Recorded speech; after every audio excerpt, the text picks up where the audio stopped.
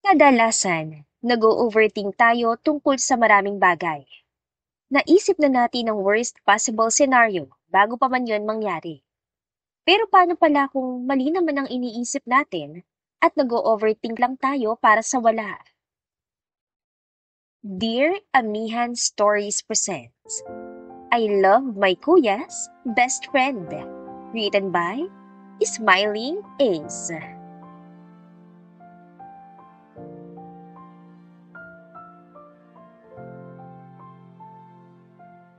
Yun! Yun siya! Bilis! Sigaw ng isa sa tatlong lalaking nakaitim na tuxedo. Napatili at dali-dali naman lumabas sa kanyang pinagtataguan si Eunice. Ma'am Eunice, ma'am, tumigil na po kayo. Sumama na po kayo pabalik sa amin. Magagalit po ang kuya ninyo kung hindi namin kayo maibabalik, ma'am. Sigaw muli ng isa sa tatlo. No! Ayoko! Sabihin niyo na lang na hindi niyo ako nakita. Just make some excuses. Hindi po pwede, ma'am. Papatayin kami ni Sir Ezreal kapag hindi ka namin kasama pabalik, ma'am. Butil-butil na ang pawis ni Eunice. Halos habulin na rin niya ang kanyang paghinga at masakit na rin ang paan niya sa ilang oras sa pagtakbo pero hindi pa rin siya sumusuko. Siguradong kapag naabutan siya ng mga bodyguards at may ibalik sa mansyon nila, ay katakot-takot na sermon at worse ay grounded naman ang aabutin niya sa kuya niya.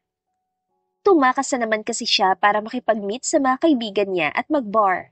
Pinagbawalan na siya ng kuya niya dahil napapadalas na ang paglabas-labas niya ng walang paalam, pero sadyang may kapilihan talaga siya. Sinusulit lang naman niya ang bakasyon na hiningi niya bago siya magsimula magtrabaho sa kumpanya nila. Kung masesermonan at mag-grounded na lang din ako, mas mabuting nakapag-party na muna ako para sulit naman ang pagtakas ko. Bulong niya sa sarili. Paglabas niya sa eskinita na pinagtaguan ay isang big bike at tumigil sa harapan niya. Napahinto siya at napatitig sa nagmamaneho niyon. Nakasuot ito ng itim na leather jacket at helmet kaya hindi niya makilala. Need some ride? Tanong nito sa kanilahad ng kamay na may leather gloves. Kulob ang boses nito pero batid niya lalaki ito. Lumingon siya sa likuran at nataranta na makitang malapit na ang tatlong bodyguards na humahabol sa kanya. Napilitan tuloy siyang tanggapin ng kamay nito na mabilis siyang inalalayan para umangkas sa likuran ng big bike. Ma'am Eunice, ma'am, sandali lang! Sigaw ng mga humahabol sa kanya. Nilingon niya muli ang mga ito. I'm so sorry. Don't worry, akong bahala sa inyo kay kuya. Hindi kayo mapapahamak sa kanya, promise. Hold tight. Anang lalaki sa kahinawakan ng mga kamay niya para iyapos sa katawan nito. Hindi na siya nakareact sa biglang ginawa nito nang hinarurot na nito ang motor paalis. Excuse me? Tinapik niya ang balikat na lalaki. Nilingon naman siya nito pero sandali lang. Thank you nga pala sa pagpapasakay sa akin but you can drop me here na lang. Kaya ko namang pumunta sa pupuntahan ko. Aniya na makalayo na sila. Medyo nilakasan niya ang pagsasalita niya para naman marinig siya nito. Not gonna happen. Umiling ito nang hindi siya nililingon. Nagsalubong naman ang mga kilay niya sa sinagot nito. What did you say? Are you planning to kidnap me? Hindi mo ba kilala kung sino ako, mister? No, wala akong planong kidnapin ka and trust me, I know you exactly who you are. Kung wala ka naman palang balak na kidnapin ako, then ihinto mo na to at ibaba mo na ako. Singhal niya rito. Medyo kinabahan na siya kung sino ba ito at ano ang pakay nito sa kanya. Gayunpaman, ipinagtataka naman niyang wala siyang maramdaman na may masamang balak ito sa kanya. Hey! I said stop! Ihinto mo na to at pababain mo na ako. Sino ka ba kasi at saan mo ako dadalhin? Muli niyang tanong ngunit hindi siya sinagot nito. Sa halip ay mas binilisan pa nito ang pagmamaneho. Napapikit at napatili na lang tuloy siya sa ginawa nito. Napayakap siya na mahigpit sa katawan nito at isinubsob ang mukha niya sa likuran nito. Pero nang maamoy niya ang pabango nito, ay natigilan siya. Hindi niya mawari kung saan niya naamoy ang pabango na yon. Pero pakiramdam niya ay pamilyar iyon sa kanya at parang naamoy na niya dati pero hindi niya lang matandaan kung kailan, saan at kanino. Nang medyo bumagal na ang takbo ng motor ay saka na siya nag-angat ang tingin. Ngunit na makita niya kung nasa na sila ay labis siya nagulat. Hey! Why are we here? Ihinto mo na to sabi eh. Ano ba? Sabing ihinto mo na to eh. Anya at pinagpapaluna ang balikat nito na makapasok na sila sa loob ng engranding gate ng subdivision nila. Wala naman ito naging tugon kundi malakas sa pagtawa lang. Hindi niya alam kung paanong naroon na sila at kung paano nalaman ng misteryosong lalaki ang subdivision nila. At ang lubos pa niyang ipinagtataka ay kung paanong nakapasok ito agad sa gate nang hindi man lang hinaharang ng mga gwardiya ng subdivision.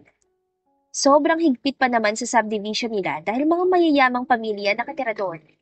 Kundi mga politiko o artista ay mga tulad naman nilang mga business world.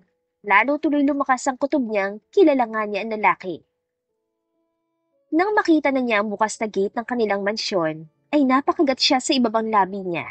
Bigla pa siyang ginapangan ng lamig nang makita ang kuya niya na nakaabang na sa labas ng mansyon nila. I'm done. Naibulong na lang niya sa sarili.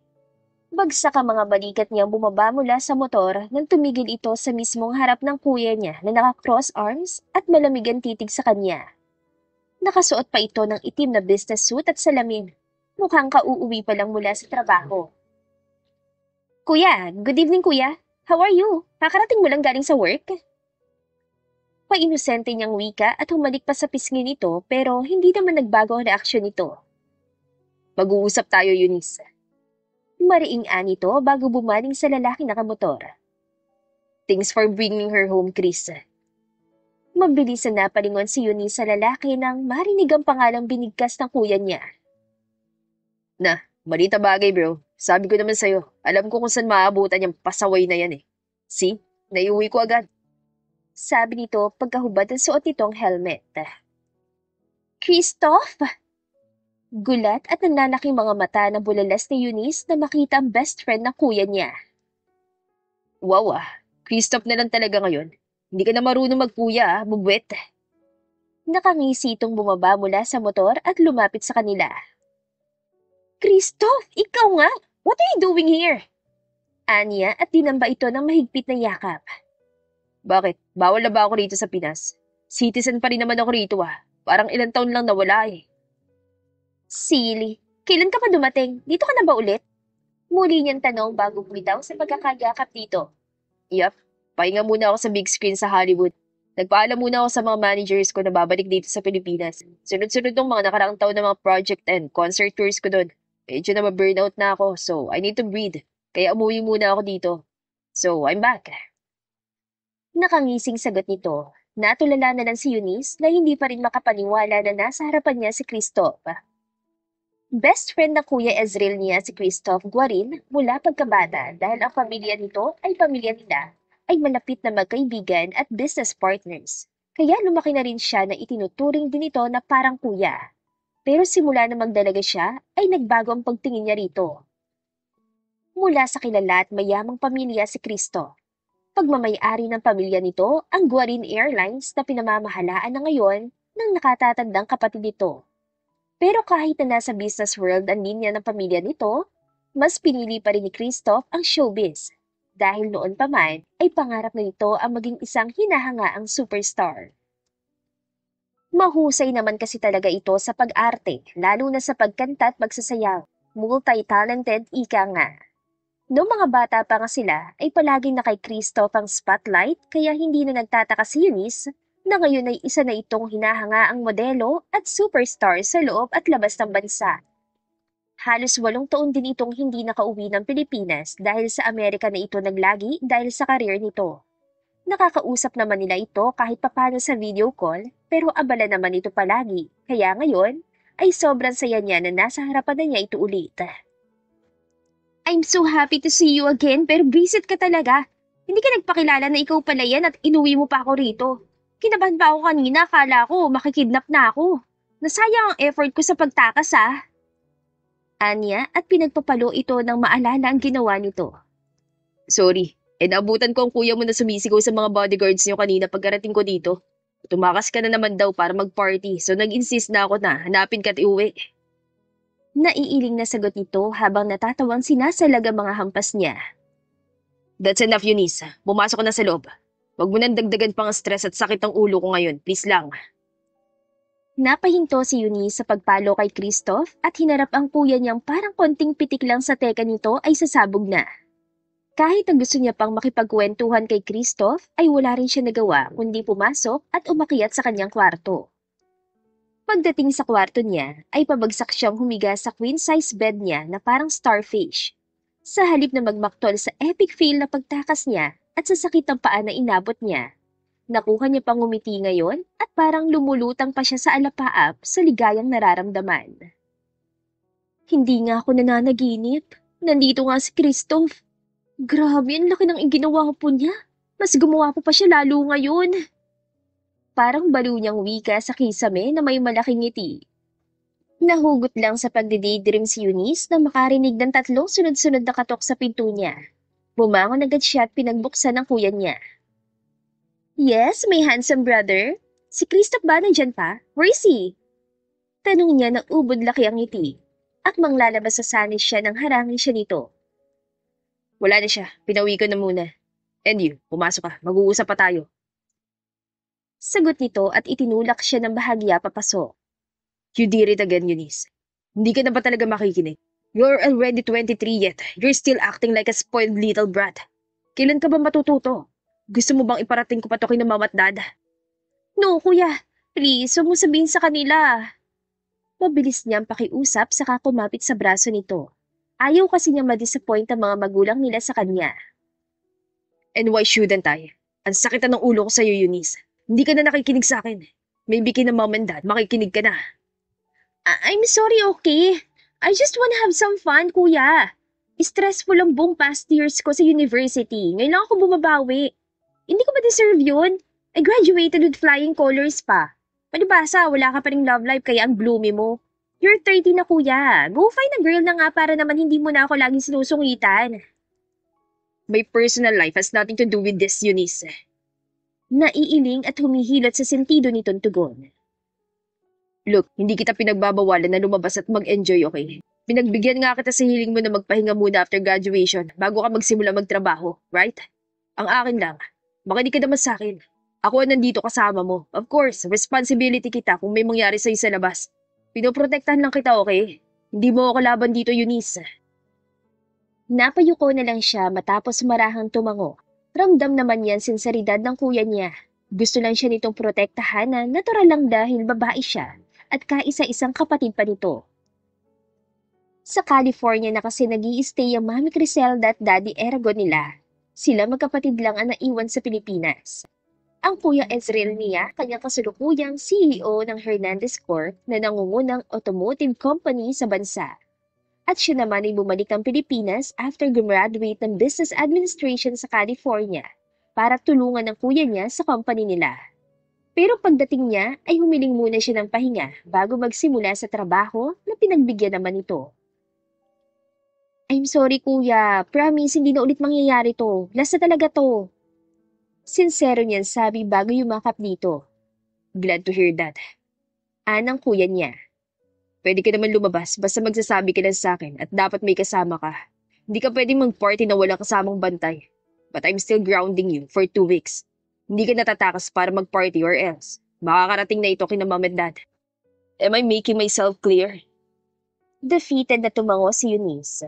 Wala na rin naman siyang choice at seryoso naman siya sa sinabi niyang last na talaga ang pagtakas niya. Good. By the way, pinabibigay ni Chris sa'yo to. Regalo niya raw para sa'yo. Suotin mo raw sa upcoming anniversary party niya. Anito sabay abot ng kulay pulang rectangular box na may ribbon pa. Mabilis na nagbago ang mood niya at abot tengang ngiti iyong inabot at binuksan. OMG! Bigay niya talaga to sa akin, kuya. Ang ganda! Namamangha niyang bulalas habang nakatitig sa kwintas na punong-puno ng diamonds. Yeah, he said when he saw that. Ikaw agad ang isip niya, so binili niya for you. Sagot nito. Kung wala lang doon ang kuya niya, baka gumulong na naman siya sa kama sa sobrang kilig. Hanggang sa pagtulog ay hindi mawala ang ngiti ni Eunice. Itinabi pa niya ang regalong ibinigay ni Christoph sa pagtulog niya. Kinabukasan, nagising siya sa ingay na nagmumula sa pool area nila. Pupungas-pungas siyang bumangon at lumabas ng terrace para silipin yon. Nang makita niya si Christoph at ang kuya niya na nag-aasaran sa pool, ay nagising ang diwa niya. Dali-dali siya nag-ayos ng sarili, bumaba sa pool area nila. Hey, Eunice! Good morning! Tara, ligo tayo! Kumakaway na bati sa kanya ni Christoph na makita siya nito. Good morning din! Nakangiti niya ring bati.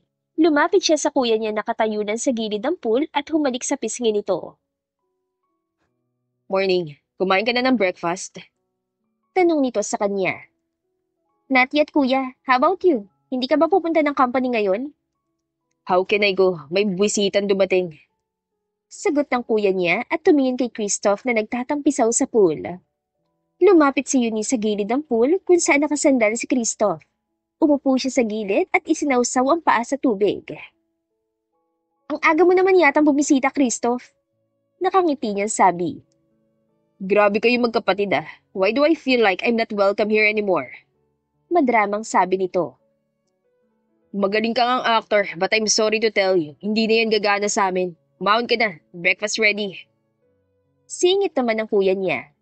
Mabilis na umahon si Christoph mula sa pool. Hindi naman naiwasan ni Eunice na sundan at suyurin ito ng tingin. Napalunok pa siya habang pinagmamasdan ng magandang hubog ng katawan nito. Para itong isang Adonis na umahon sa batis. Sa 6 na pandesal mo palang busog na ako. May harot na bulong ni Eunice sa isipan. Sabay-sabay silang lumapit at naupo sa mesa malapit lang sa pool. Nakahanda na roon ang almusal nila. Natanggap mo ba yung pasalubong ko for you?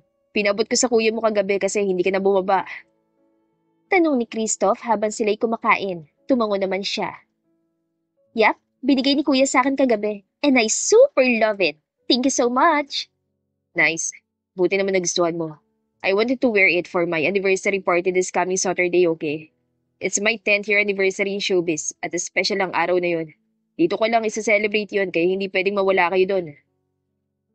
This coming Saturday na, wala pa akong susuotin. Bulalas ni Eunice.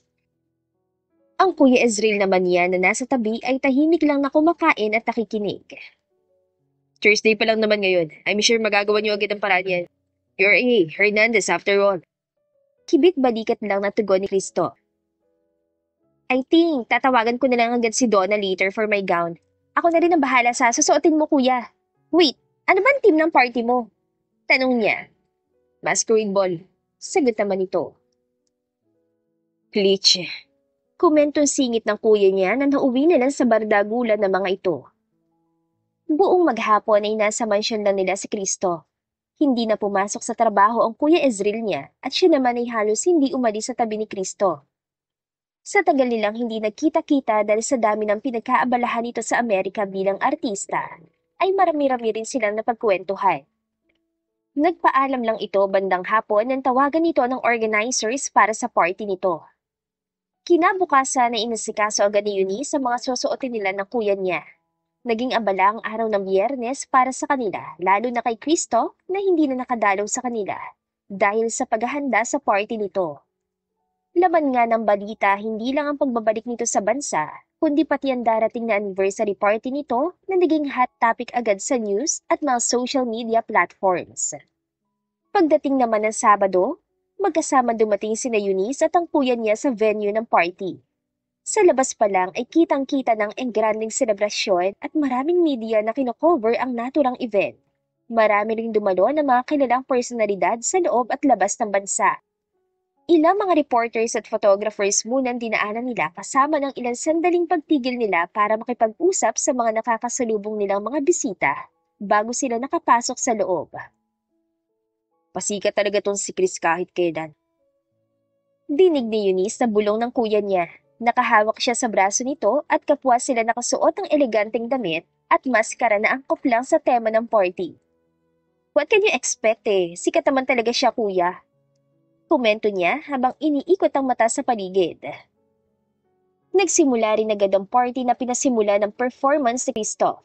Matapos ay nagbihis lang ito at muling bumalik sa stage para magbigay ng speech bago ito nakasalamuha sa mga bisita. Nang lumalim na ang gabi, ay medyo nakainom na ang marami at malakas na ang tugtugan. Nasa gitna ng dance floor si Eunice at nakikipagsayaw sa mga kakilala nang bigla siyang makaramdam ng kamay na humawak sa bewang niya. Nang lingunin niya, ay isang nakamaskarang lalaki ang nakita niya. Bagay nga sa'yo. Malakas sa sabi nito na medyo malapit sa tenga niya dahil sa lakas ng tugtugin. Medyo kinalabutan pa siya nang tumama ang mainit na hininga nito sa leeg niya. Excuse me? Yung necklace, bagay nga sa'yo. Sabi nito. Doon lang napagtanto ni Eunice na si Christoph ang lalaki. Christoph, ikaw lang pala yan, akala ko kung sino na. Anya at mahinang pinalo ang braso nito. Natawa naman ito. I'm sorry, hindi ako agad nakapunta sa'yo ah. Ang dami kasing humarang sa akin na bisita. Where's Azril? Tanong nito. Tuloy pa rin ang mga tao sa pagsayaw katulad nila. I don't know. Before ako pumunta dito para magsayaw ay may makausap siya. Sagot niya. Hindi na niya makita ang kuya niya sa dami ng tao. Ganun ba? Do you want to come with me? May kiliti at kilabot na gumapang sa katawan niya na mas magdikit pa ang katawan nila. Nababangga na kasi sila ng mga nagsasayawan sa dance floor. Saan naman? Sa halip ay tanong niya. Ngumiti si Christoph at hinila siya nito palayo sa dance floor. Hinayaan na lang niyang tangayin siya nito hanggang sa makalabas sila ng convention hall nang wala nakakapansin. Umakyat sila sa rooftop ng building kung saan mas tahimik at walang tao. What are we doing here? Baka hanapin ka sa baba, Christoph. Tanong niya nang bitawan siya nito. Inalis nito ang suot na maskara at sumandal sa pader. I'm sure hindi ako mapapansin agad na wala sa loob. Gusto ko lang umalis dun saglit. Kanina pa ako nakikipag-usap sa mga bisita. Sagot nito sabay labas ng sigarilyo at sinindihan yon. Nagrereklamo ka ngayon, party mo to. Ginusto mo to. Biro niya saka tumabi rito. Hindi naman nagre-reklamo. Just a few minutes of break lang. Napangiti na lang si Eunice at tumango-tango. Tahimik niyang pinagmamasdan si Christoph na ngayon lang niya napansin na namumula na. Uy, namumula ka na. Mukhang marami-rami ka na yata nainom ha. Baka lasing ka na ha. Puna niya at marang hinaplos ang braso nito. Tinignan naman siya nito na nakangisi. Hindi kunti pa lang naiinom ko. Baka ikaw, namumula ka na rin oh. Kapag nakita ka ng kuya mo, for sure, magtatalo na naman kayo nun. Alam mo naman yung kuya mo, OA sa pagka-overprotective sa'yo. Nagkatinginan sila ng ilang segundo at sabay na natawa.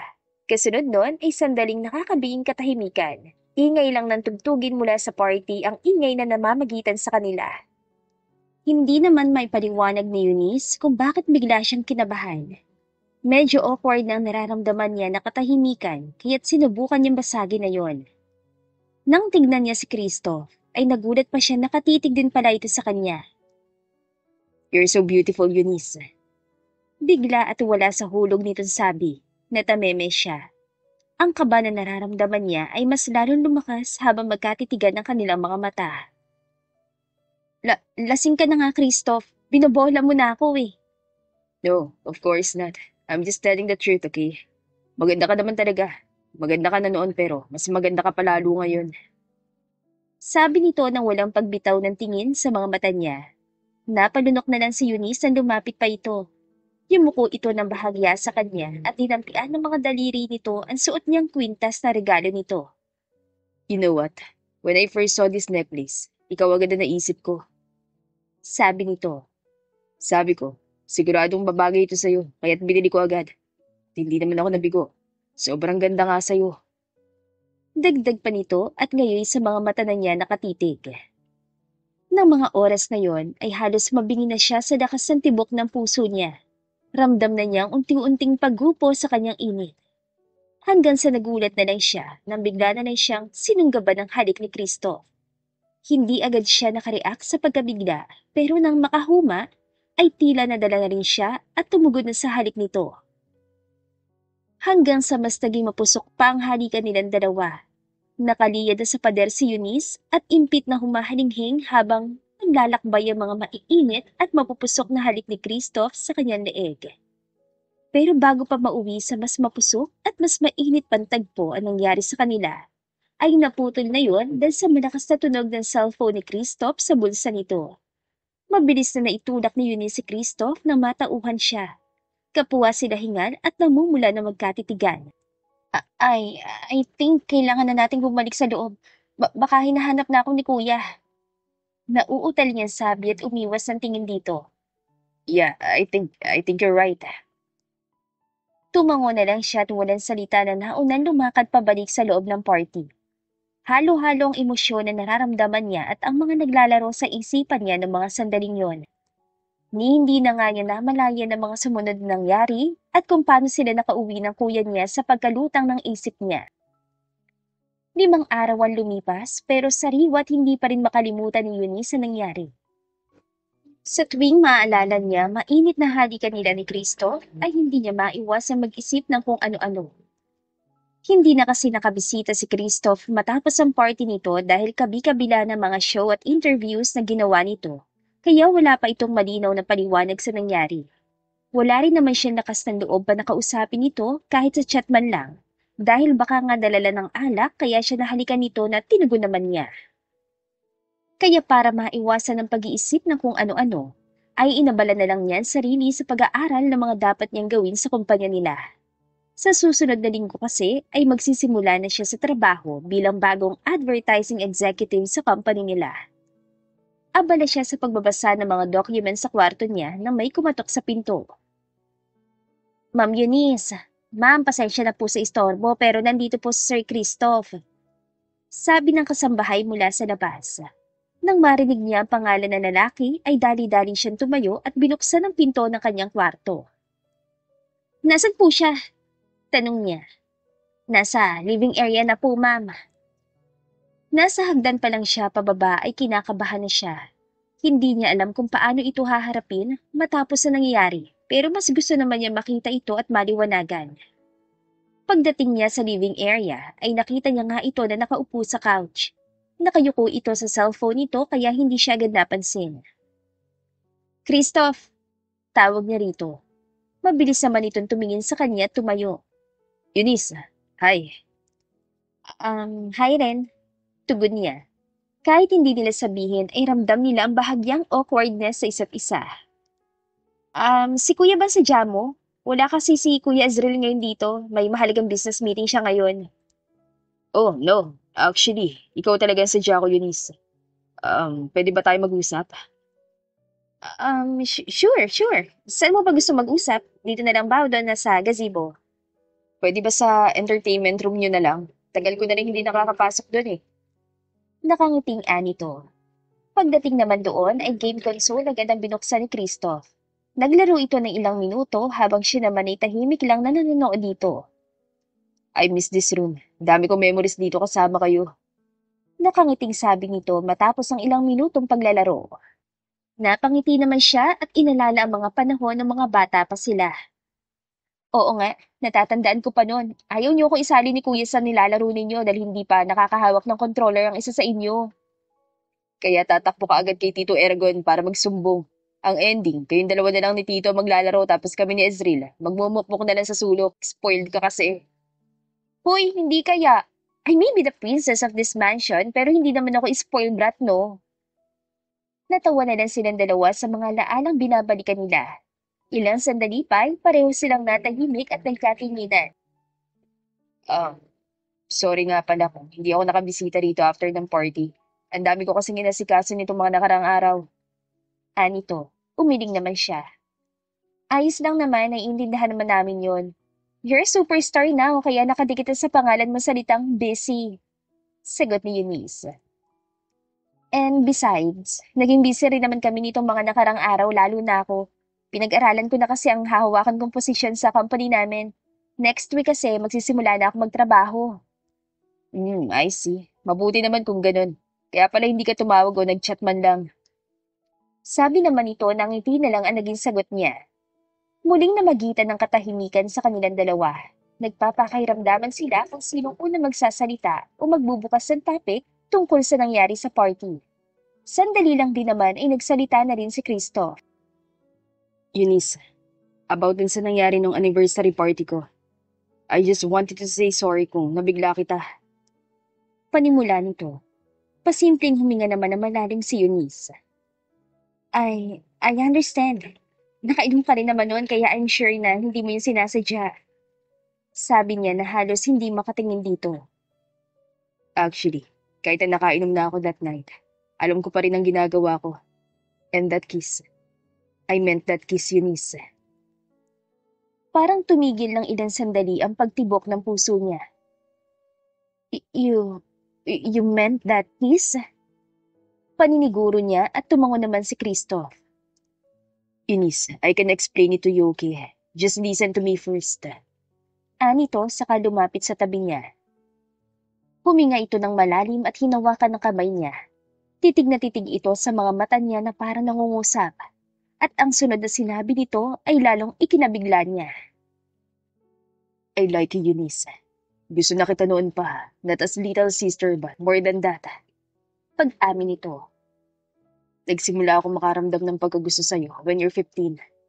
Tinago ko yun dahil alam ko na kuya lang ang tingin mo sa akin and 7 years ang gap ng edad natin. Isa pa, best friend ako ng kuya mo at mukhang ayaw niya sa akin para sa'yo dahil babaero daw ako. Ayoko naman na magkalabuan kami ng kuya mo kaya sinabi ko na lang na wala akong gusto sa'yo. I tried to divert my attention sa ibang bagay para kalimutan ang nararamdaman ko para sa'yo pero ang hirap. And that night, hindi ko na napigilan ang sarili ko at nahalikan na kita. Sobrang bilis ng tibok ng puso ni Eunice sa naging pag-amin ni Christoph sa kanya. Buong akala niya ay siya lang ang may pagtingin dito. Pero meron din pala itong gusto sa kanya noon pa. I tell you this para malaman mong may dahilan kung bakit kita hinalikan yung gabing yun para magpaliwanag. I'm sorry yun sa nagawa ko. Kung iiwasan mo man ako, mailang ka sa akin, naiintindihan ko. Why would I? Putol niya rito. Hindi ako maiilang at mas lalong hindi kita iiwasan, Christoph. Kasi pareho lang naman tayo ng nararamdaman. Nagsalubong naman ang mga kilay nito at napaayos ng upo. Hindi pa rin ito binibitawan ng mga kamay niya at ang titig nito sa kanya ay nanghihingi ng paliwanag. Wait, what do you mean, Eunice? Tanong nito. I like you too, Christoph. Gusto rin kita noon pa. Napatayo si Christoph mula sa kinauupuan at hindi maitago ang tuwa at pagkabigla. Natawa naman si Eunice habang pinagmamasdan ito. You like me too? Like, as in the way I like you? Hindi parang kuya? Oo nga, kaya nga hindi na kita tinatawag na kuya kasi gusto na kita higit pa ron since noon pa. I like you, Christoph. I'm lost for words, Eunice. Bumalik ito sa pagkakaupo at muli siyang hinarap. Pareho sila nakangiti sa isa't isa at hindi maitatanggi ang sayang nararamdaman nila. Kaya pala tinugon mo ang halik ko. Akala ko dahil lang din sa nakainom ka. Alam mo bang ilang araw ko hindi nakatulog na maayos dahil doon? Tapos hindi ka pa tumawag o nag-chat man lang sa akin the past few days, kaya akala ko galit ka or naiilang sa ginawa ko. Sabi nito na tinawanan na lang niya. Pareho lang naman tayong hindi nakatulog na maayos after that night, so patas lang tayo. Anya. So, what now? Since we already confessed our feelings with each other, is it okay na? Ligawan na kita? Oo naman, syempre. Yun naman ang dapat eh. Pero pwede bang sa ating dalawa na lang muna to, Christoph? Kumunutan noon ito at nagsalubong ang mga kilay. Huminga ng malalim si Eunice at siya naman ang humawak sa kamay nito. Look, kaya ako gusto na atin na lang muna to dahil kay kuya. Baka kasi magtalo kayo o mag-away kapag nalaman niya to. Di ba sabi mo ayaw niya sa'yo? Paliwanag niya. Hindi naman ganoon ang ibig kong sabihin, Eunice. Para sinabi lang niya noon na hindi niya papayagang mapunta ang kapatid niya sa babaero na tulad ko. Hindi naman ako pinatutukuyan niya. At nagbago na ako, noon pa yon, I swear. Sagot nito. Hindi naman natin to kailangang itago, Eunice. Pwede ko naman kausapin ng masinsinan ng kuya mo. Well, mukhang masasapak ako nun. Pero ayos lang, basta mapapayag ko siya na ligawan ka. Napangiti sa kilig si Eunice sa sinabi nito. Sino bang hindi kikiligin na nililigawan ka na ng taong gusto mo lang na malihim dati? Sira, alam ko naman na kaya mong harapin si kuya pero may mga bagay din akong kinoconsider. Tulad ng career mo. Please, Christoph, sa atin na lang muna to, pwede? Ilang sandali siyang tinitigan lang ni Christoph na parang ayaw pumayag. Pero kalaunan ay wala rin itong nagawa at napabuntong hininga na lang. Hay, okay, you win. We'll have it your way. Pero hindi natin to itatago na matagal, okay? Ayoko namang itago ka, Eunice. Hindi dapat nililihim ang isang katulad mo. Anito na lubos niyang ikinatuwa. Oo naman, wala rin naman akong balak na ilihim na matagal to. Sandali lang naman hanggang sa makakuha lang tayo ng magandang tiyempo. For the meantime, galingan mo na lang muna ang paniligaw sa akin at magpa-good shot ka na rin muna kay kuya. Ipakita mo nagbago ka na at hindi ka na babaero. Hey, hindi naman ako babaero ah. Noon lang yun, pero nagbago na ako. Trust me, Eunice. Kapag sinabi kong ikaw lang, ikaw lang. Natawa na lang siya at itinago ang kilig na nararamdaman kahit nahirap na hirap. Sa mabilis na 2 buwan na dumaan, kahit na pareho na silang naging abala sa kanilang mga career at trabaho, ay naging masaya at successful naman ang lihim nilang pagkikita at pagliligawan. Dumalas ang pagbisita ni Christoph sa mansyon nila, maging ang ilang beses nilang paglabas para mamasyal o mag-date. At lahat ng yon ay tagumpay nilang naitago sa lahat, lalo na sa mga mata ng Kuya Ezreal niya. Hindi rin naman nagtagal ang kanilang ligawan dahil sa 3 buwan ay sinagot din niya ang lalaki. Nakita naman niya kasing totoo si Christoph sa nararamdaman nito para sa kanya at ganoon din naman siya. Sa bawat araw na dumaan ay mas lumago pa ang dating pagkagusto lang na nararamdaman niya rito at ngayon masasabi niyang mahal na niya ang lalaki. Nasa condominium sila nito ngayon para i-celebrate ang first monthsary nila. Libre sila ngayon dahil nasa Japan ang Kuya Ezreal niya para sa isang business meeting. Kahit ang pagpunta niya sa kondo ni Christoph ay palihim din, lalo na ngayon na sila na. Babe, hindi pa rin ba natin sasabihin sa kuya mo at sa parents natin ang relasyon natin? It's been 3 months already. Tanong ni Christoph. Naiinip ka na ba, babe? Hindi naman sa ganun, babe. Iba lang kasi talaga sa pakiramdam na tinatago meron tayo. Ang dami lang nating hindi magawa ngayon dahil tinatago natin ang relasyon natin. Sagot nito na sinundan ng paghalik sa likod ng palad niya. Hindi ko magawang hawakan ng kamay mo at halikan ka sa public. Hindi ko may sigaw sa mundo na mahal kita. Hindi kita may labas ngayon para i-celebrate ang first monthsary natin. Nagagawa lang natin ang mga yun dito sa kondo ko o di kaya sa mansyon nyo kapag hindi nakatingin ang kuya mo. Mas magiging masaya relasyon natin kung malaya tayo. Umayos ang pagkakaupo si Eunice at sandaling umalis sa pagkakasandal sa dibdib ni Christoph para harapin ito. Napapagod ka na ba sa setup natin ngayon? Madamdamin niyang tanong dito. Dagli naman itong humarap sa kanya at umiling. No, of course not, babe. Hindi naman ganun ang ibig kong sabihin. Mabilis na sagot ni Christoph na hinawakan ng magkabilang pisngi niya. Hindi ako naiinip at mas lalong hindi ako napapagod. I'm sorry if I bring this up. Kalimutan mo na lang, okay? I love you, babe. Napapikit si Eunice nang halikan siya nito ng puno ng init at pagmamahal. Hindi niya maiwasang makaramdam ng lungkot at konsensya dahil siya naman talaga ang may gusto ng setup nila ngayon. Hindi pa rin kasi talaga siya ready na sabihin sa pamilya niya tungkol sa kanila. Ilang beses naman niyang sinubukan.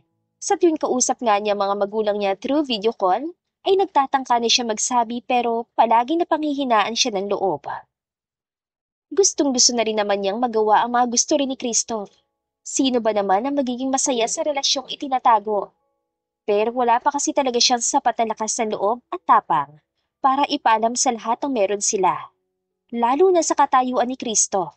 Hindi lang ito sa bansa kilala, kaya't may konting kaba siyang nararamdaman sa maaaring maging tingin sa kanila ng mga taong humahanga rito at sa maaaring maging impact ng relasyon nila sa career nito.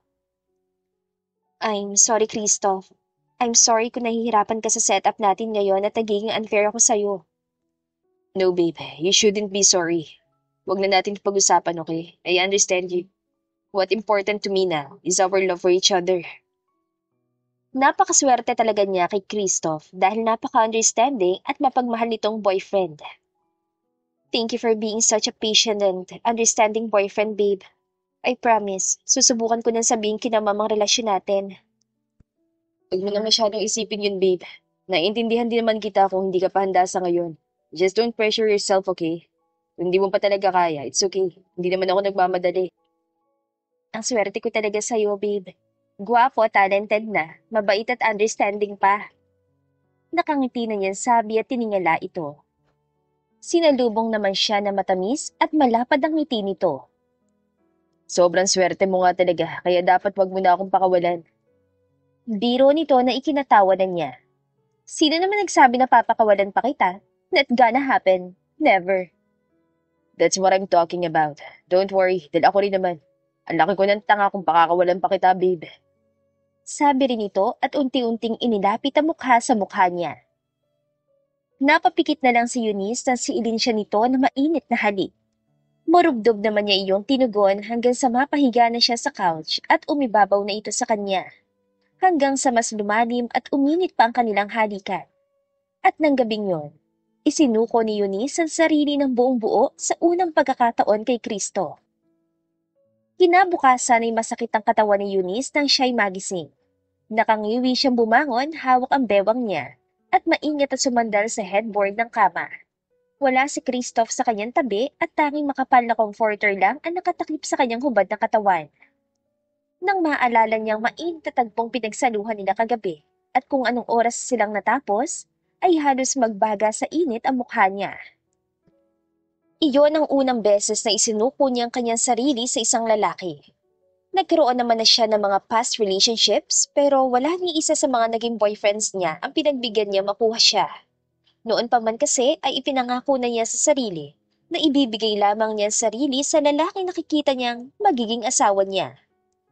At kagabi nga ay napako niya ang sariling pangako ng isuko niya ang sarili kay Kristo. Pero wala naman ikatiting na pagsisisi siyang naramdaman. Mahal niya si Kristo at ito ang lalaking nakikita niyang maghihintay sa kanya sa altar at makakasama niyang bumuo ng pamilya. Sandali lang din naman ay bumukas ang pinto at pumasok ang binata na tanging boxers lang ang suot at may bitbit na tray na naglalaman ng pagkain. Good morning, babe. I prepared some breakfast for you. Matamis ang ngiting nito at inilapag ang pagkain sa kama. Lumapit ito sa kanya at kinintala ng halik ang labi niya. Breakfast pa ba talaga to or lunch na? Natatawa niyang tanong matapos makita ang oras. Halos mag-aalas 12 na rin kasi. Well, let's call it a brunch then. Natawa na lamang si Eunice. How are you feeling now, babe? Masakit pa rin ba ang katawan mo? Gusto mo mag-take ng pain reliever after mo kumain? Tanong ni Christoph na nag-insist pansubuan siya. Ayaw sana niya pero sadyang makulit ang lalaki at nais nito na pagsilbihan siya. Marahil ay para makabawi sa sakit ng katawan na inabot niya sa ginawa nila kagabi. Hindi na, kaya ko pa naman. Kung hindi ka ba naman kasi sinabi ko ng tama na pero sumigi ka pa rin. First time ko kaya yun tapos halos ayaw mo pang tumigil kagabi. Sorry na sorry, babe. Pero naging gentle naman ako sa una, but it was you who pushed me na mas maging harder. You said you liked it, kaya sinunod ko lang ang gusto mo. Mukhang nag-enjoy ka rin naman, right? Halos maibuga ni Eunice ang kinakain sa sinabi nito.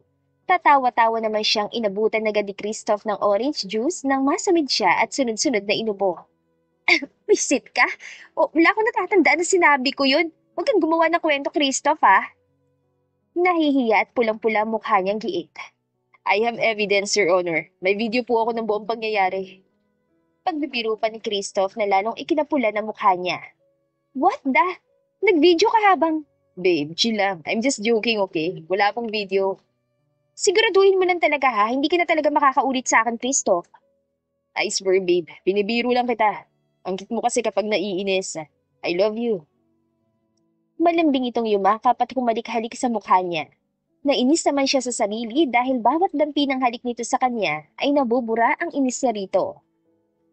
Buong maghapon ay naroon lang si Eunice sa kondo ni Christoph at inasikaso siya nito hanggang sa bumuti ang pakiramdam niya.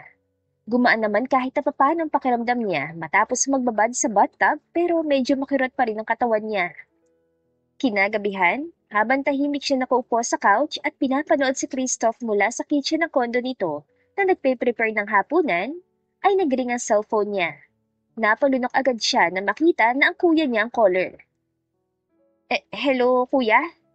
Sagot niya sa tawag ng kuya Ezreal niya.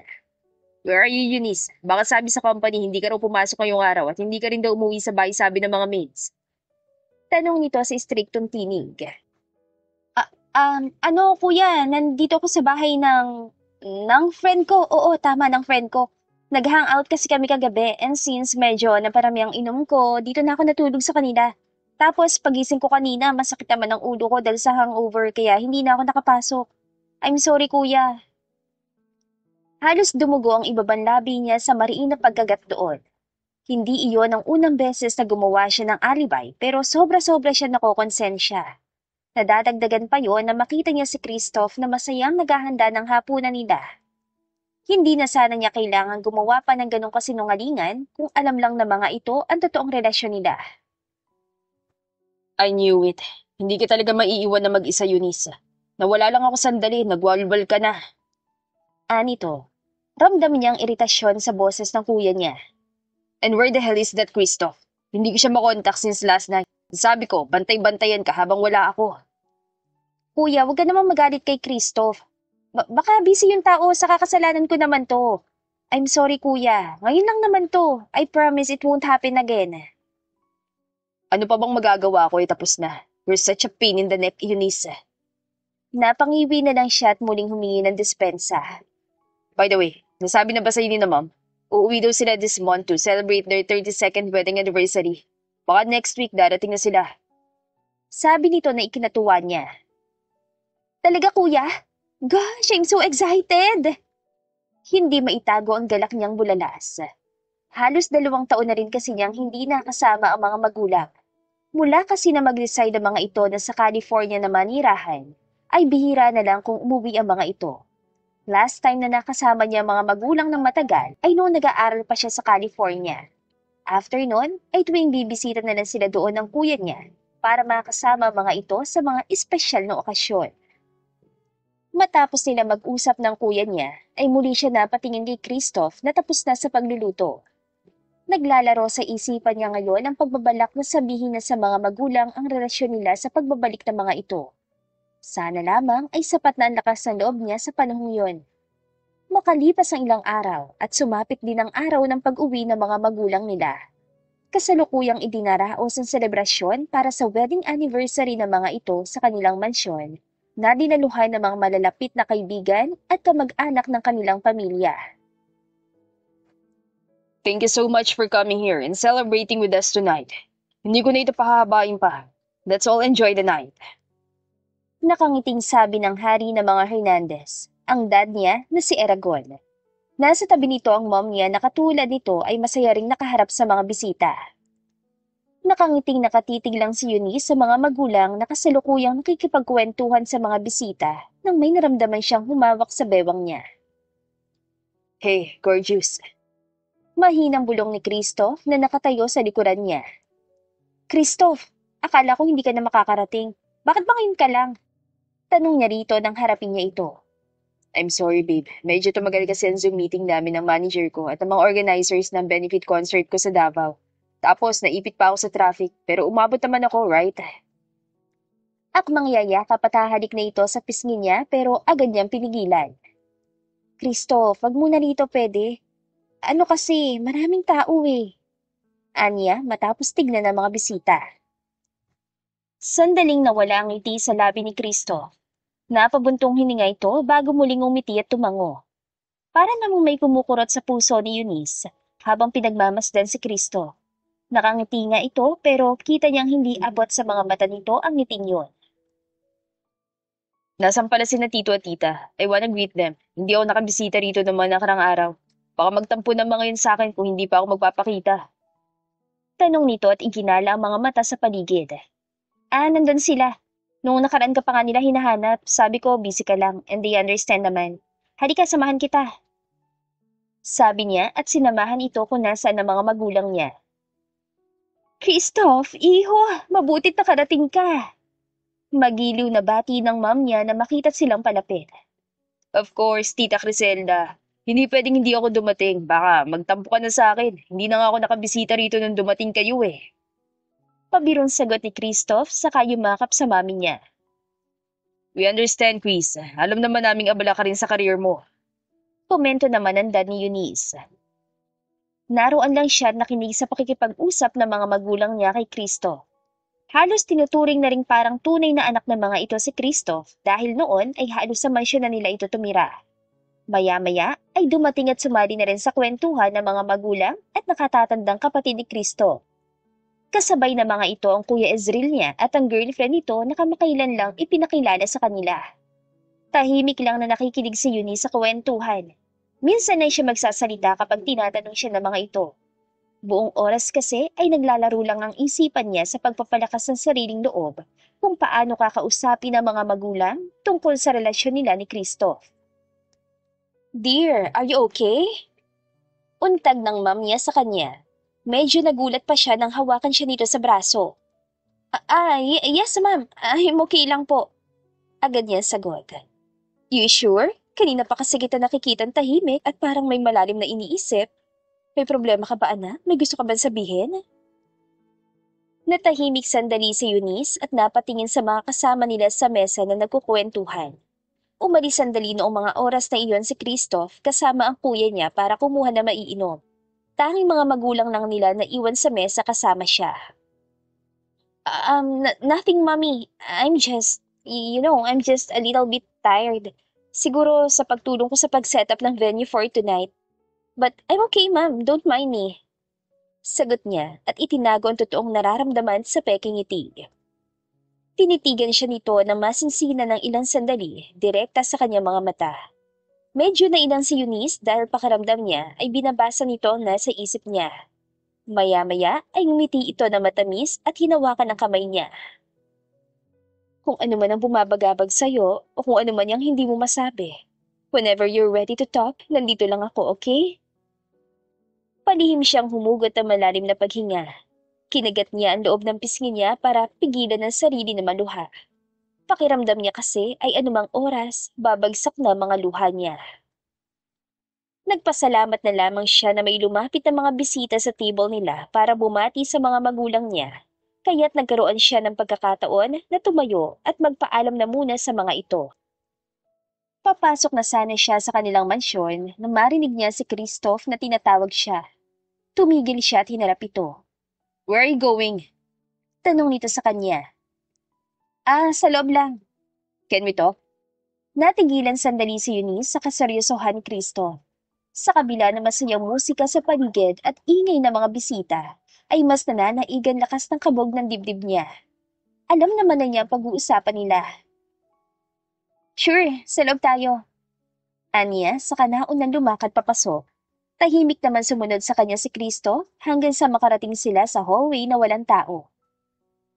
"Are you okay, babe? Simula pa kanina nung dumating ako parang wala ka sa sarili mo."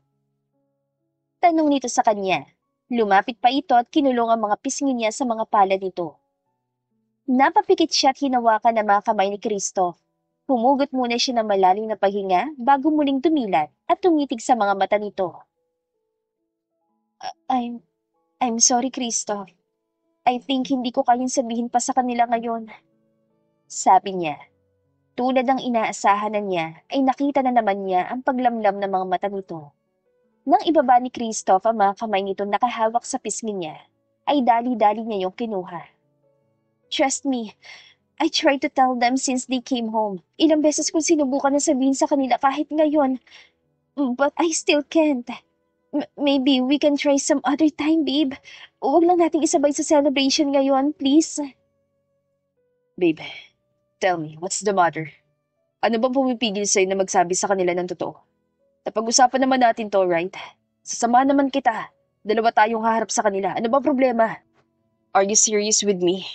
With what we have?" "Of course!" Mataas ang tono niyang sagot, dala na marahil ng frustration. "Christoph, seryoso ako sa'yo at sa relasyon natin, okay? Huwag mo naman sanang pagdudahan yun." "Then, tell me what is wrong. Bakit ba ayaw mo sabihin sa kanila? "Because I'm scared." Putol niya rito. "I'm scared, Christoph. Natatakot ako sa magiging reaksyon nila at sa sasabihin ng mga tao. Lumaki tayong dalawa na parang magkapatid and everyone knows that. And iniisip ko rin ang posibleng maging epekto ng relasyon natin sa karir mo. Pangarap mo yan simula pa noon at ayoko masira, Christoph." "And so, wala naman ako nakikitang problema doon, Eunice. And bakit ba iniisip mo sasabihin ng ibang tao? Labas na sila sa kung ano meron tayo. Tayong dalawa ang nasa relasyong to at wala na silang pakialam doon." Sagot ni Christoph na kunot na ang noo. "And kung tungkol naman sa karir ko, honestly, hindi naman yun big deal. Makaapekto man ang relasyon natin sa karir ko o hindi. Wala naman akong pakialam doon because what mattered the most to me now is you." Mataimtim siyang tinitigan ni Christoph. Lumalalim na ang paghinga nito, tanda na nadadala na ng emosyon at nagpipigil na lang. "Eunice, look, I love you. You know that. Pero hindi ko may bibigay at may papakita sa iyong buong pagmamahal ko kung patuloy nating itatago tong relasyon natin." Mapait ang umiti sa kanya si Cristo, dahilan para lalo siya makonsensya. "Sana, maging sapat ng pagmamahal ko sa iyo para matabunan ng mga takot at agam-agam mo." Anito saka humalik sa noon niya. Kapwa sila nakapikit ng mga sandaling yun. Maybe you're tired. Rest. Dagdag nito bago lumayo sa kanya at lumakad palayo. Matapos ang gabing yun, ay halos araw-araw na nagigising si Eunice na may bigat na daladala. Simula rin nung gabing naglabasan sila ng saloobin ni Kristo, ay hindi pa sila nagkakausap. Marahil ay binigyan muna siya nito ng space. Kaya sa halos 5 araw na dumaan, ay inabala na lang niya ang sarili sa trabaho. Abala rin naman si Christoph sa isang benefit concert na gagawin nito sa Davao. Isang gabi, habang nakahiga siya at nakatulala sa kisame ng kanyang kwarto at nagmumuni-muni, ay nakarinig siya ng sunod-sunod na katok sa pinto. Bumangon siya nang bumukas yon at pumasok ang mom niya na may dalang isang basong gatas. "Are you still not ready to talk?" Biglang tanong nito makalipas ang ilang sandali. Napatitig naman siya sa mga mata nito. "About what, Mom?" "About you and Christoph." Nakangiti pa ring sagot nito na ikinagulat niya. You knew?" Tanong niya kagat ang ibabang labi. Tumango naman ang mom niya. "Doon sa party, nag-alala kasi ako na parang problemado ka kaya susundan dapat kita. But I saw you and Christoph. I got curious nung pumasok kayo ng mansyon so I followed you both and heard everything." Dahil sa narinig ay para bang gripo na binuksan ng mga mata niya nang bigla na lang nagbagsakan ng mga luha niya. Lumakas pa ang mga hikbi niya nang yakapin siya ng ina. Nang mga oras na yon, parang siyang isang bata na nagsusumbong sa mami niya. Hinayaan lang naman siya nitong ibuhos ang lahat ng bigat na naipon sa loob ng ilang araw. Ipiniramdam nito na nasa tabilan siya nito. Nang tumahan na siya at kumalma na siya, ay saka lang siya nakausap na maayos nito. "Are you feeling well now? Gumaan na ba ang pakiramdam mo?" Malambing na tanong nito sa kanya. Yes, Ma'am." Matipid niyang sagot. "I'm sorry, Ma'am." "You shouldn't be, baby girl. Naiintindihan kita. Hindi mo kailangang humingi ng sorry sa akin." Yung narinig mo, Ma'am, about me and Christoph. Totoo yun. 1 buwan na kaming may relasyon." Panimula niya. 3 months ago, umamin siya na may gusto siya sa akin noon pa. Which is very same with me. May gusto rin ako sa kanya. After that, niligawan niya ako for 2 months before ko siya sinagot pero lahat ng yun ay sa aming dalawa lang. Ako ang humiling na ilihim namin muna kung anong meron kami. "Bakit niyo pa itinago? Bakit hindi niyo na lang sinabi sa amin agad?" Tanong ng mom niya. "Dahil iniisip ko baka tumutol kayo. Best friend siya ni Kuya. He's 7 years older than me and lumaki kaming halos parang magkapatid na. Napangunahan ako ng pag-aalinlangan at takot na ma-disappoint ko kayo, Ma'am." "Bakit mo naman iniisip na ma-disappoint kami? I see nothing wrong with that, honestly. Kilala namin si Christoph at alam namin na mabait siyang bata. Wala akong nakikitang mali kung magkaroon kayo ng pagmamahal sa isa't isa. Hindi dapat yun itinatago, dear." Natameme si Eunice sa sinabi ng kanyang mom. Pakiramdam niya, may isang napakalaking tinik na nabunot sa kanyang dibdib. Naging sobrang babaw ng dahilan na naisip niya para itago muna ang relasyon nila ni Cristo. Nawala sa isipan niya na bukas at malawak ang pangunawa ng kanyang mga magulang. Ang pagmamahal, hindi dapat kinakatakutan, Eunice, anak. Napakahiwaga kaya ng pag-ibig. Hindi nalingid sa kaalaman mo ang naging kwento ko noon na halos 5 taon ako nawala ng alaala at nalayo sa daddy at Kuya Ezreal mo. Pero naniniwala ako na love din ang dahilan ng muling pagbabalik ko sa kanila. Sundin mo ang tinitibok ng puso mo, anak. Huwag kang matakot sa sasabihin ng ibang tao. Basta wala kayong ginagawang masama ni Kristo at walang naagrabyado sa pagmamahalan nyo, malaya kayong ituloy ang kung anumang meron kayo. Suportado ko kayo. And I'm sure ganun din ang daddy at Kuya Ezreal mo, right? Boys? Nagsalubong ang mga kilay ni Eunice sa sinabi ng mami niya. Sabay silang bumaling sa pinto nang bigla yung bumukas at pumasok ang dad at kuya niya. Alam ko na kasunod sila sa akin kanina pag akyat ko dito, so alam ko na dyan na sila sa labas ng room mo. Nakikinig kanina pa. Natatawang sabi ng mom niya. Sabi ko na eh. Ang sabi ko magbantay, pero bantay sa lakay palang walang yang yun. Naiiling na sabi ng kuya niya. Do you really love him, my princess? Tanong naman ng dad niya. Yes, Dad. Mahal ko po si Christoph. Sagot niya. Well, kung mahal mo naman pala si Christoph, I guess alam mo na ang dapat gawin. Nakangiting sabi ng dad niya. Do what you want. Love whoever you love. We will always be here for you, my princess. Ngayon na maayos ng lahat at alam na ng mga ito ang relasyon nila ni Christoph, oras naman para siya bumawi. Kaya matapos ng 2 araw ay lumipad si Eunice papuntang Davao para puntahan at sorpresahin si Christoph. Inagahan niya talaga para makausap niya ito bago ang concert. Nang makarating siya sa dressing room ni Christoph, ay sandali siyang tumigil. Huminga siya ng malalim at hinanda ang sarili habang nakatingin sa gintong bituin sa pinto na may pangalan ng lalaki. Nang akmang kakatok na siya, ay bigla yung bumukas at isang lalaki na siguro'y isa sa organizer ng event ang lumabas. Hello? Nandiyan ba si Christoph? Tanong niya agad dito. Opo, Miss Eunice. Nasa loob po si Sir Christoph. Gusto niyo po bang samahan ko kayo? Sagot at alok nito. Hindi na nagtaka si Eunice kung paano siya nakilala nito. Kilala naman kasi talaga ang pamilya nila. Hindi na. Ako na lang. Pwede na ba akong pumasok? Sige po. Mag-isa lang si Sir Christoph ngayon sa loob. Nagpasalamat na lang si Eunice dito bago siya pumasok. Nakabihis na lalaki at mukhang handa na sa opening performance ito. Pero parang sobrang tamlay naman na nakahiga sa maliit na couch sa gilid. May takip na towel ang mukha at mukhang may nakasalpak na earphone sa tenga. Bukod kasi sa hindi nito napansin ang pagpasok niya, ay mahina rin itong kumakanta. Lumapit na siya kay Christoph at kinalabit ito. What? I said leave me alone. I still have 10 minutes. Just let me have my piece here. Kahit matamlay ay may pagsusungit na anito. Napangiti na lang siya at nakaisip ng kapilyahan. Sumampa siya sa couch at umpo sa ibabaw ng kandungan ni Cristo. Dahil sa ginawa niya ay napabalikwas ito ng bangon. What the? Sigaw nito ngunit na makita siya ay natigilan ito.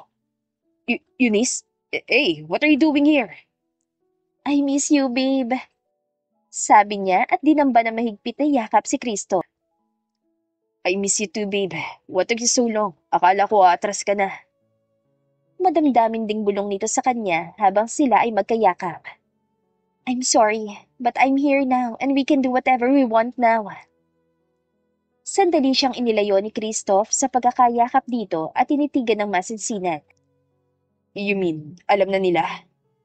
Tanong nito na agad niyang tinugon ng tango. Yup, we're legal now. No more hiding. Sa sobrang saya ng nararamdaman ni Cristo, ay muli siya nito niyakap at gumulong sila sa couch. Siya na ngayon ang nasa ilalim at si Christoph ang nasa ibabaw. I'm so happy, babe. Thank you. Thank you so much. I love you. Maluha-luhan sa galak na sabi nito. Pinaplos naman ni Eunice ang pisngi nito. I love you too, babe. Naglapit ang mukha nila at akmang maglalapat na ang mga labi nila nang biglang bumukas ang pinto ng dressing room ni Cristo. Hoy, ituloy mo yan, and I swear, magpe-perform ka may black eye soul. Sabay sila na patingin sa Kuya Ezreal niya na halos hindi pa ipinta ang mukha. Nasa likuran naman ito nakatayo ang mga magulang nila na natatawa na lang. Halika nga rito, mag-uusap tayo. Ani pa ng kuya niya at hinila si Christoph paalis sa ibabaw niya. Wait lang bro, sandali lang naman, baka mapunit ang damit ko.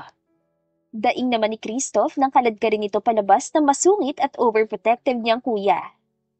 Kahit nahiyang-hiya sa inabutang posisyon ng mga ito, ay nakuha pa rin ni Eunice na matawa habang pinagmamasdan ng dalawang magkaibigang nagtatalo palabas ng dressing room. Tumayo na lang siya at lumapit sa mga magulang niya. Masaya siyang sinalubong ng yakap ng mga ito. Pati ang mga magulang ni Christoph ay tuwang-tuwa din siyang niyakap. Lahat ng mga negative na bagay na iniisip niya nitong mga nakaraan ay sobrang layo sa nangyayari ngayon. Tama nga ang mom niya. Hindi dapat kinakatakutan ng pag-ibig.